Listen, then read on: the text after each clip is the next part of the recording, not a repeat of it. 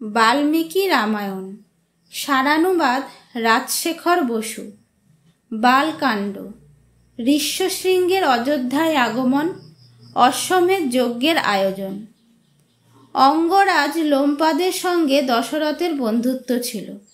তিনি সুমন্ত কথিত ঋষ্যশৃঙ্গের ইতিহাস মহর্ষি বশিষ্ঠকে জানালেন এবং তার অনুমতি নিয়ে অন্তঃপুরিকা ও অমাত্যগণের সঙ্গে অঙ্গরাজ্যে গেলেন। লোমপাদ তাকে পরম সমাদরে যথাবিধি সৎকার করলেন। 7-8 দিন সেখানে বাস করার পর দশরথ লোমপাদকে বললেন, আমি পুত্র কামনায় যজ্ঞানুষ্ঠানের উপক্রম করছি।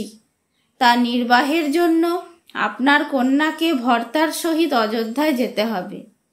লোমপাদ তখনই সম্মত হয়ে জামাতাকে অনুরোধ করলেন এবং ঋষ্যশৃঙ্গ সস্ত্রীক যাত্রার জন্য প্রস্তুত হলেন।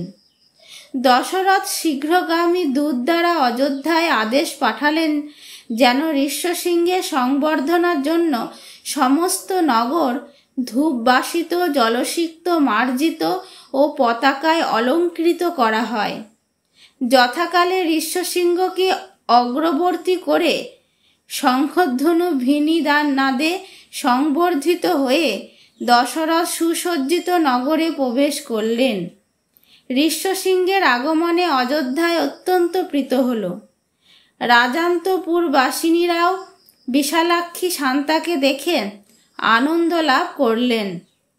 বসন্তকাল উপস্থিত হলে দশরথ ঋষ্যশৃঙ্গকে প্রণাম করে যজ্ঞের প্রধান যাজক রূপে বরণ করলেন এবং বশিষ্ঠ, বামদেব প্রভৃতি ঋত্বিক ব্রাহ্মণগণকে যজ্ঞের সংকল্প জানালেন।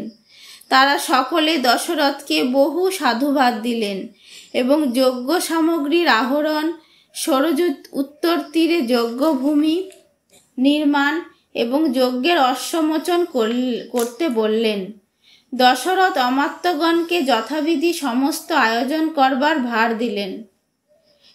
বৎসরান্তে আবার বসন্তকাল এলে দশরথ মহর্ষি বশিষ্ঠকে বললেন, মুনিপুঙ্গব, আপনি যথাবিধি আমার যজ্ঞ সম্পাদন করুন।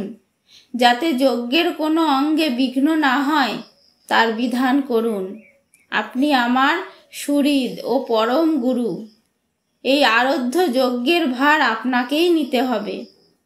রাজাকে আশ্বস্ত করে বশিষ্ঠ স্থপতি, শিল্পকার, সূত্রধর, খনক, গণক, নট, নর্তক এবং শুদ্ধ স্বভাব শাস্ত্রজ্ঞ পণ্ডিতগণকে ডেকে আনিয়ে বললেন, তোমরা রাজার আজ্ঞানুসারে যজ্ঞকর্ম নির্বাহ করো। বহু সহস্র ইষ্টক আনিয়ে রাজা, ব্রাহ্মণ, পৌরজন, বিদেশী প্রভৃতি অতিথিগণের জন্য উপযুক্ত বাসগৃহ, অশ্বশালা প্রভৃতি নির্মাণ করো। যথাবিধি যত্ন করে অন্ন দিতে হবে, অবহেলায় নয়, যাতে সকল বর্ণের লোক উপযুক্ত সমাদর পায়। কাম ক্রোধের বশে যেন অবজ্ঞা করা না হয়। যেসব পুরুষ বা শিল্পী যজ্ঞকর্মে ব্যগ্র থাকবে তাদেরও বিশেষভাবে সৎকার করতে হবে। বশিষ্ঠের আদেশ শুনে সকলে তাকে জানালেন যে আজ্ঞা পালনে তাদের কোনো ত্রুটি হবে না। তখন বশিষ্ঠ সুমন্তকে ডেকে বললেন, পৃথিবীতে যত ধার্মিক রাজা আছেন তাদের নিমন্ত্রণ করো। যথা মিথিলাধিপতি জনক, কাশীপতি, সপুত্র রাজশ্বশ্বর কেকয়রাজ, রাজার বয়স্য অঙ্গেশ্বর লোমপাদ, কোশলরাজ, মগধরাজ প্রভৃতি। বহু সহস্র ব্রাহ্মণ, ক্ষত্রিয়, বৈশ্য, শূদ্রকেও নিমন্ত্রণ করো। সুমন্ত্র বশিষ্ঠের উপদেশ অনুসারে নিমন্ত্রণের ব্যবস্থা করলেন। কয়েকদিন পরে নৃপতিগণ বহু ধনরত্ন নিয়ে অযোধ্যায় উপস্থিত হলেন এবং বশিষ্ঠ তাদের যথোচিত সংবর্ধনা করলেন।